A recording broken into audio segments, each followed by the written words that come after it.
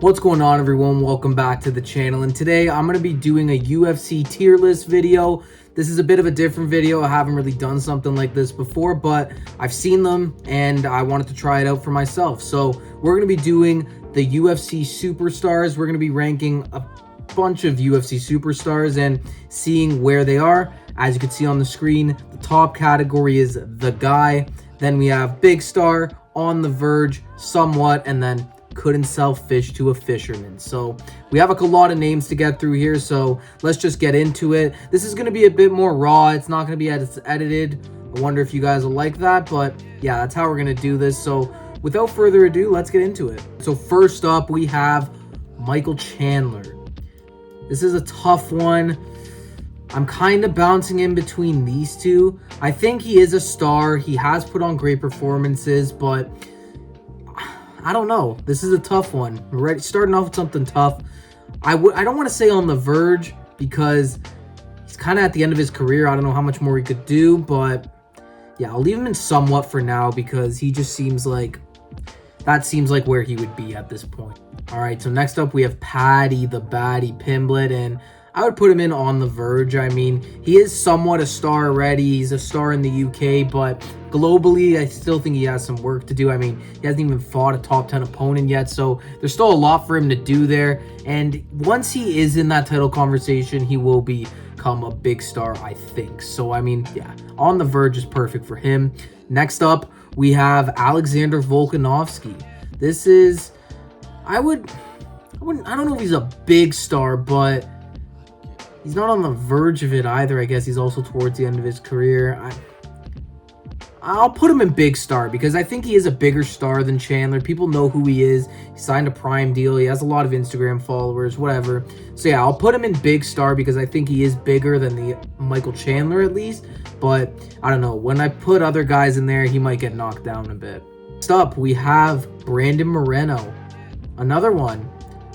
I would say he's somewhat a star. I mean, I think in Mexico specifically, you would consider him a big star. But overall, I think he is somewhat of a star. He has obviously been a champion for many years. A lot of people know who he is. Had that insane rivalry with Figueiredo, who's not on this list actually. But I think Moreno is the bigger star. You hear his name a lot more. And even Dana White has said in the past that Moreno is a massive superstar. So I think he deserves to be here. And I think right beside Chandler makes sense. Next up, we have Robert Whittaker. This is also a tough one, but I think I'm going to put him in somewhat as well. I think he's a former champion. He fights a lot of top guys, has an upcoming fight with Chimaev. That's going to be interesting. And if he gets a big win there or a big finish, it honestly could push him up this ranking and potentially make him a big star. But right now, I wouldn't consider him a big star. Outside of the UFC, he's relatively unknown, so I would consider him a big star in the UFC, but outside of it, not so much. Next up, speak of the devil, we have Khamzat Chimaev. I'm going to put him on the verge. I think that Khamzat is a big name already, but he's not exactly a big superstar yet. You don't really hear people outside of the UFC or outside of MMA really talk about Khamzat. Yeah, he's got a big Instagram following. A lot of people like him, but I wouldn't consider him a big star just yet. I think if he goes out there, finishes Whittaker, and hopefully continues to fight a lot more, he could definitely be in there. I also think if he wasn't so inactive, he'd probably already be a big star. But he's on the verge. I think he's actually the perfect guy for this category, honestly. Next up, Colby Covington. He is a big star, honestly. Colby is still a big star. Listen, last time out against Leon Edwards, he looked horrendous. And honestly, after that fight, a lot of people started to lose faith in him, myself included. But he still sells, and people want to tune in for his fights. He says dumb shit, he says crazy shit, but hey, it works for him, and I think it makes sense to put him in big star. Next up, we have the new bantamweight champion of the world, Merab Dvalishvili. He might be the first guy in this category. I don't think he could sell fish to a fisherman, honestly, because, listen, Sean O'Malley was definitely the A side of that fight, and everybody in that arena, Dana White included, did not want Merab to win that fight. He doesn't sell. No one really finds him interesting. Yeah, his Instagram's hilarious, and online he posts funny memes, but I wouldn't consider him a big star in any way. No one really outside of the UFC cares about him. He hasn't really made a big name for himself. So honestly, I think someone has to go in that category, and Merab just seems like a perfect fit. Next up, former welterweight champion of the world, Kamaru Usman. I feel like you kind of have to put him in big star. I mean, he's been in a Hollywood movie. He was in Wakanda Forever for like 20 seconds, but he's still in the movie. So I guess he has to be put in this category. And yeah, when Usman was champion, he was putting on big fights. I mean, his rivalry with Colby Covington was massive. So that has to add a little bit to this. And I think that he's put in the years. He is known. A lot of people outside of MMA actually do know who Kamaru is. So I think, yeah, I would put him in this category. I think big star is fair, and he's probably on the same level of Volkanovski and Covington. Next up, Corey Sandhagen. This is, MMA fans really love him, but outside of the sport, not really. He has to go down there with Merab. I'm sorry, he does. Corey, exciting fighter, really, really fun, but outside of the UFC, no one really knows who he is, and honestly, I just can't really put him on the same level as a Chandler or a Moreno, even when there are people outside that do know who they are. So, yeah. Corey, I mean, that seems harsh. Couldn't sell fish to a fisherman, but honestly, it kind of does make a little bit of sense. Another one. This one's going to be fun. All right, the former middleweight champion of the world, Israel Adesanya, and he has to go in big star. He's one of the biggest stars in the UFC, probably top 5, I'd say. A lot of people outside of the UFC know who he is. His reign was incredible, and honestly, I'll put him towards the front because, yeah, that makes sense. He's probably going to be up there in the big star category. I don't really see how anybody else tops him, really. I mean, I don't want to put him in the guy because he's not the guy right now. No one really cares to see him fight because he doesn't have a belt and he doesn't have any interesting matchups. So I can't put him there, but he is a big star, has a massive social media presence, has a massive following. A lot of people outside of the UFC know who he is, and just came out with a documentary recently. I'll put him in big star. Next up, Sugar Sean O'Malley. I mean, part of me does want to put it on the verge, but kind of is a big star, especially if I'm putting these other guys in this list. I mean, O'Malley's up there with him. He's a big social media presence. A lot of people know who he is. A lot of people talk about him. And if he got a finish against Merab, he honestly potentially could have propelled himself into this category. But he didn't. He lost. And a lot of people were pissed off about that. But the way you could tell a guy is a big star is what happens the weekend after. I mean, this entire week after that Merab beat O'Malley, the talk's been about Sean, not really about Merab. So that's a testament to your star power and how much people want to watch you fight. So he has to go in big star. It makes a lot of sense. Next up, Dustin the Diamond Poirier. He is also a big star. I mean, a lot of people know who Dustin is. Granted, it was because of his fights with Conor McGregor, I think, but either way, he became a household name after countless amazing fights, countless big fights. It's a lot of businesses outside of the UFC he's doing well. Of course, hot sauce and all that stuff. Big social media following as well. I mean, it's Dustin. It's the Diamond Poirier. A lot of people know who this guy is, and for good reason. Justin Gaethje up next. I would put him in somewhat. I mean, he's not a big star, so I can't really put him there, but he is somewhat of a star. I mean, there are people outside of the UFC that know who Justin Gaethje is, and he's a stud. I mean, he has put on incredible fight after incredible fight, and he deserves to be recognized for that. So he is a star in this sport. He's just not on the level of some of these other guys. I mean, he's just not. I think that somewhat is fair for him. It makes sense for Justin. Another lightweight coming up. This time we have the champion of Brazil, Charles Oliveira, and he is definitely a big star. I'd probably put him right there, honestly. I think that makes the most sense. Yeah, Charles, he's massive. I mean, a lot of people in Brazil love him. A lot of people around the world love him. He's one of the most exciting guys on the roster, no matter what. You can't really debate that. So he has to be somewhere on this list. I think big star is a fair category. If he was still a champion, he might even see himself in the guy, but he's not there. He is in the big star category. Massive social media following. All his fights are always hyped. In 2022, he had the highest selling pay-per-view, and that was actually against Justin Gaethje, so maybe Gaethje should be there. I don't know. I'm going to keep Charles there. Big star. Everybody loves watching this guy fight. Deserves to be there.